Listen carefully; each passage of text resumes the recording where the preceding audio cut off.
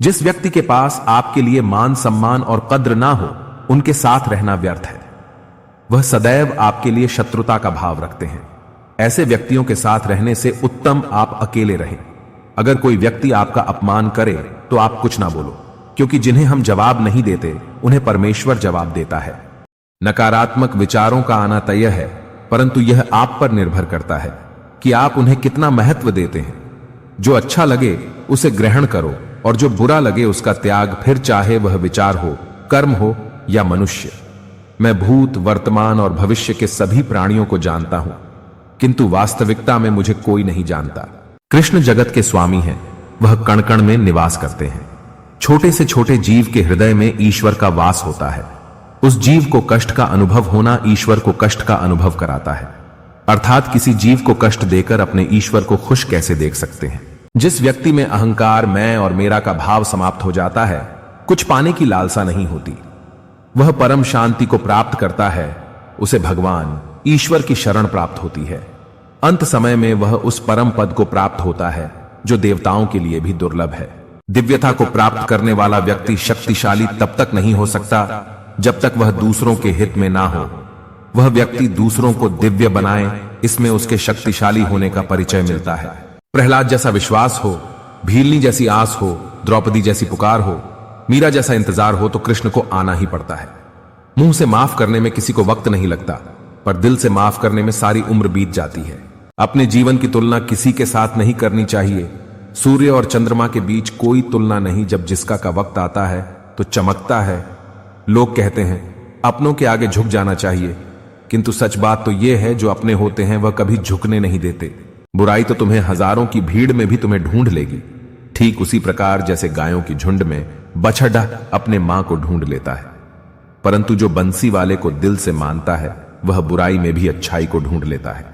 जिस व्यक्ति के पास संपूर्ण धन दौलत, ऐश्वर्य, वैभव सब है मगर संतुष्टि नहीं है, उस धन दौलत का कोई अर्थ नहीं।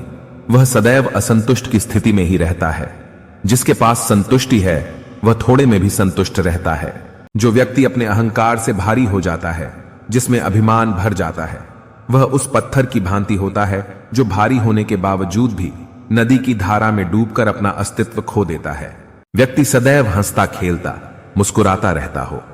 अगर वह अपने स्वभाव से भिन्न हो जाए, अर्थात चुप गुमसुम उदास रहने लगे, तो समझना उसके हृदय में एक पीड़ा है। उस पीड़ा ने उसे कमजोर बना दिया है। जिंदगी में भरोसा एक ऐसी चीज है जिसे प्राप्त करना वर्षों की मेहनत के समान है। फिर भी यह प्राप्त हो या नहीं, यह भाग्य पर निर्भर करता है।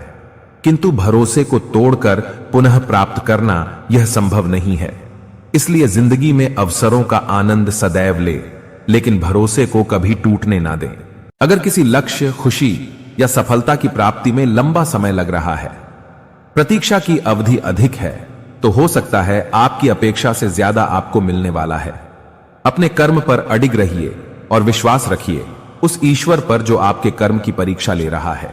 जो विधाता के लेख में होता है उसी का फल हमें मिलता है। विधि के विधान को स्वयं ईश्वर भी नहीं टाल सकते। जिस प्रकार राधा से कृष्ण निश्चल भाव से प्रेम करते थे, प्रेमिका के भाव से मीरा कृष्ण को पति मानती थी, मगर विधि के विधान में रुक्मणी का साथ लिखा था, जिसे स्वयं विधाता भी नहीं टाल सके। जो विधाता के लेख में होता है उसी का फल हमें मिलता है। विधि के विधान को स्वयं ईश्वर भी नहीं टाल सकते। जिस प्रकार राधा से कृष्ण निश्चल भाव से प्रेम करते थे, प्रेमिका के भाव से मीरा कृष्ण को पति मानती थी, मगर विधि के विधान में रुक्मणी का साथ लिखा था, जिसे स्वयं विधाता भी नहीं टाल सके। इस संसार में कुछ भी स्थायी नहीं है, ना ही सुख दुख और ना ही जीवन मरण। सब एक प्रक्रिया है। जो खुशियां आज तुम्हारे पास है, कल वह खुशियां किसी और के पास होगी। जिसे अपना समझकर हम खुश होते हैं, वही खुशी कल दुख का कारण बनती है। नकारात्मक विचारों का आना तय है, परंतु यह आप पर निर्भर करता है कि आप उन्हें कितना महत्व देते हैं। तुम्हारा क्या गया जो तुम रोते हो? तुम क्या लाए थे जो तुमने खो दिया? तुमने क्या पैदा किया था जो नाश हो गया? न तुम कुछ लेकर आए, जो लिया यही से लिया, जो दिया यही पर दिया, जो लिया इसी ईश्वर से लिया, जो दिया इसी को दिया। आप कितने भी अच्छे कर्म कर लो, लेकिन समाज आपके बुरे कार्यों को ही सदैव याद रखता है। इसलिए लोग क्या कहेंगे यह सोचने से बेहतर है कि आप अपना कर्म करें। जन्म लेने वाले के लिए मृत्यु उसी प्रकार निश्चित है जितना कि मरने वाले के लिए जन्म लेना। इसलिए इस विषय पर शोक मनाना व्यर्थ है। आत्मज्ञान की तलवार से काटकर अपने हृदय के अज्ञान के संदेह अलग कर दो। अनुशासित रहो, उठो और कार्य करो। जिस प्रकार से प्राकृतिक मौसम में बदलाव आता है, ठीक उसी प्रकार से जीवन में भी सुख दुख आता रहता है। वह कभी स्थायी नहीं रहते हैं। इस जीवन में ना कुछ खोता है ना व्यर्थ होता है। किसी का अच्छा ना कर सको तो बुरा भी मत करना, क्योंकि दुनिया कमजोर है लेकिन दुनिया बनाने वाला नहीं। यदि कोई व्यक्ति विश्वास के साथ इच्छित वस्तु को लेकर नित्य चिंतन करता है तो वह जो चाहे वह बन सकता है। अपने जीवन की तुलना किसी के साथ नहीं करनी चाहिए। सूर्य और चंद्रमा के बीच कोई तुलना नहीं। जब जिसका का वक्त आता है तो चमकता है। लोग कहते हैं अपनों के आगे झुक जाना चाहिए, किंतु सच बात तो यह है जो अपने होते हैं वह कभी झुकने नहीं देते। अगर आप जीवन में असफल होते हैं तो आपको दोबारा प्रयास करने में कभी नहीं घबराना चाहिए, क्योंकि जब आप दोबारा प्रयास करते हैं तो आपकी शुरुआत सुनने से नहीं बल्कि आपके अनुभव से होती है। किससे कब और कितना बोलना है, अगर तुमने यह समझ लिया तो तुम अपनी जिंदगी के सार्थक बन चुके हो। केवल डरपोक और कमजोर लोग ही चीजों को भाग्य पर छोड़ते हैं, लेकिन जो मजबूत और खुद पर भरोसा करने वाले होते हैं वे कभी भी नियति या भाग्य पर निर्भर नहीं रहते। जो हुआ वह अच्छा हुआ, जो हो रहा है वह अच्छा हो रहा है, जो होगा वह भी अच्छा ही होगा। तुम भूत का पश्चाताप न करो, भविष्य की चिंता न करो, वर्तमान में जियो। इंसान का मुश्किल वक्त उसके लिए एक दर्पण की तरह होता है जो हमारी क्षमताओं का दर्शन हमें करवाता है। अहंकार करने पर इंसान की प्रतिष्ठा, वंश, वैभव तीनों ही समाप्त हो जाते हैं। जीवन में कभी भी किसी से अपनी तुलना मत कीजिए। आप जैसे हैं सर्वश्रेष्ठ हैं। मनुष्य जन्म लेता है तो उसके पास सांसें तो होती हैं, पर कोई नाम नहीं होता। जब मृत्यु होती है तो उसके पास नाम तो होता है पर सांसें नहीं होती। इसी सांस और नाम के बीच की यात्रा को जीवन कहते हैं। न किसी के अभाव में जियो, न किसी के प्रभाव में जियो। यह जिंदगी है आपकी, अपने स्वभाव में जियो। मनुष्य सब कुछ चाहता है पर सब कुछ उसे नहीं मिल सकता।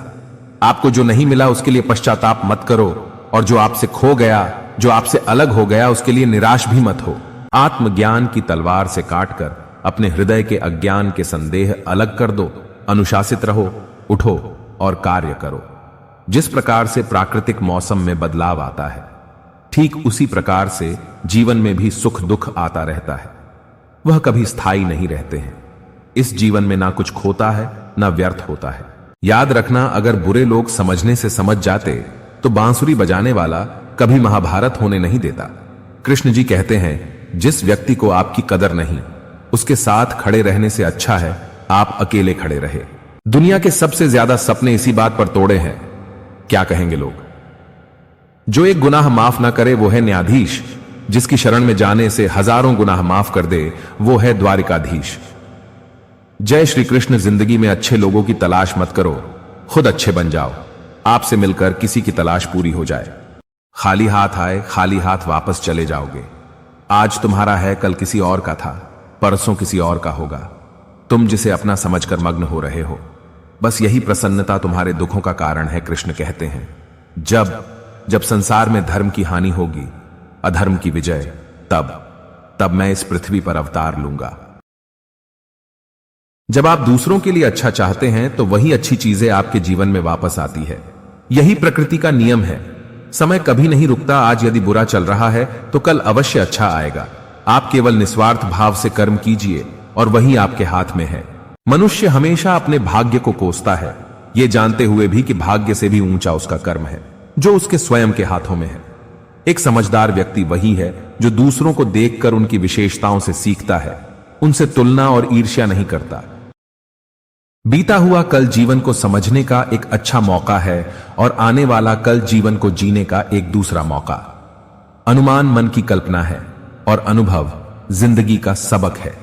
सच्ची खुशी तभी होती है जब आपकी सोच, कथन और कर्म में समानता हो।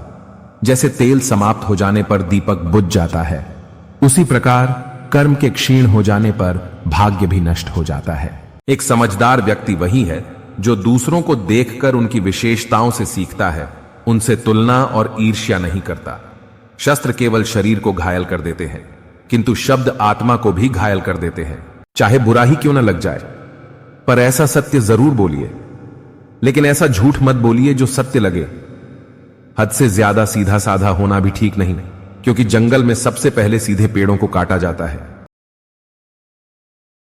हर कोई खाली हाथ इस दुनिया में आया था और खाली हाथ ही उसी रास्ते पर चलना होगा। सब कुछ केवल भगवान के अंतर्गत आता है। बुरे कर्म करने नहीं पड़ते हो जाते हैं और अच्छे कर्म होते नहीं करने पड़ते हैं। बुरा वक्त आपको जिंदगी के उन सच से सामना करवाता है जिनका आपने अपने अच्छे वक्त में कभी ख्याल भी नहीं किया होता है। मनुष्य कितना भी गोरा क्यों ना हो, परंतु उसकी परछाई सदैव काली होती है। मैं श्रेष्ठ हूं, यह आत्मविश्वास है, लेकिन सिर्फ मैं ही श्रेष्ठ हूं, यह अहंकार है। इंसान घर, रिश्ते, दोस्त सब बदलता है, पर फिर भी उदास क्यों रहता है? क्योंकि वह खुद को नहीं बदलता। अगर आप सही हो तो कुछ सही साबित करने की कोशिश ना करो, बस सही बने रहो। गवाही खुद वक्त देगा। आप कितने भी अच्छे कर्म कर लो, लेकिन समाज आपके बुरे कार्यों को ही सदैव याद रखता है। इसलिए लोग क्या कहेंगे यह सोचने से बेहतर है कि आप अपना कर्म करें। जन्म लेने वाले के लिए मृत्यु उसी प्रकार निश्चित है जितना कि मरने वाले के लिए जन्म लेना। इसलिए इस विषय पर शोक मनाना व्यर्थ है। ईश्वर ने हमारे भाग्य में जो लिखा है उसे हमसे कोई नहीं छीन सकता, लेकिन अगर हमें अपने ईश्वर पर सच्चा भरोसा है तो हमें वो भी मिल सकता है जो हमारे भाग्य में नहीं लिखा होता। इस पूरे ब्रह्मांड में ऐसी कोई ताकत नहीं जो इंसान की इच्छाओं की पूर्ति कर सके, क्योंकि इंसान की इच्छाएं एक समुद्र के समान होती है जिसे कभी भी भरा नहीं जा सकता। बुराई बड़ी हो या छोटी हमेशा विनाश का कारण बनती है, क्योंकि नाव में छेद छोटा हो या बड़ा नाव को डुबा ही देता है। जो होने वाला है वो होकर ही रहता है, और जो नहीं होने वाला वह कभी नहीं होता। ऐसा निश्चय जिनकी बुद्धि में होता है उन्हें चिंता कभी नहीं सताती। प्रभु अपने भक्तों की सदैव परीक्षा लेते रहते हैं। इस परीक्षा में भक्तों को अनेकों कष्टों का सामना करना पड़ता है। सामान्य लोग इसे अपना दुख मानकर पीछा छुड़ाते हैं, वही साधक तथा प्रेमी प्रभु की इच्छा समझकर उसका सामना करते हैं। माना जाता है जीवन के पूर्व कर्मों का फल इसी जन्म में प्राप्त होता है।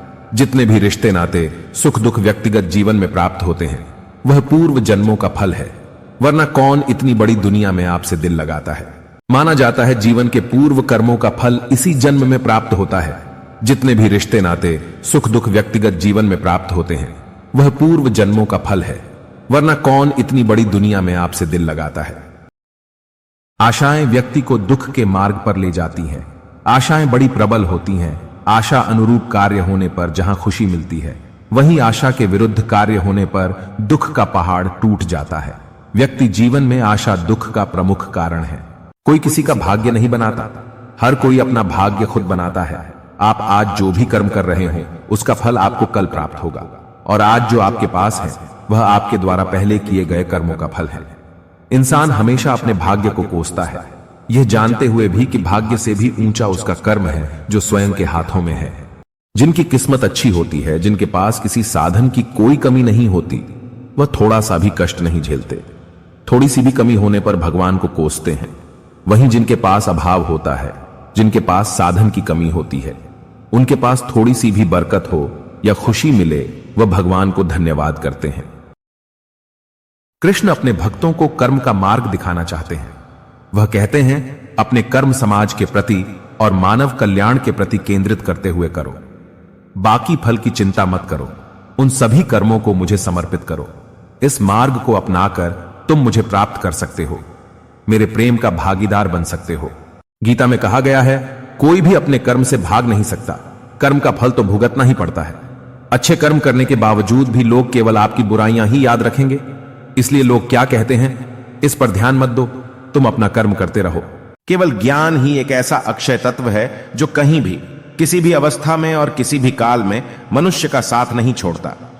कुछ पाना है तो खुद पर भरोसा कीजिए, क्योंकि सहारे कितने भी सच्चे और अच्छे हो, साथ छोड़ ही जाते हैं। जो कृष्ण का दास हो जाता है वह अपने आराध्य से ऐसे दिन न दिखाने की कामना करता है जिससे उसमें कभी गुरूर आ जाए।